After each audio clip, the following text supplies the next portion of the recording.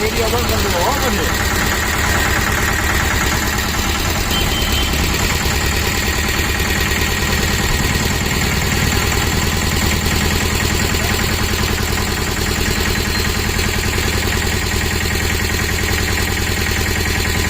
બીજો એક છે ને એટલે વિડીયો બંધ કરી દીધો.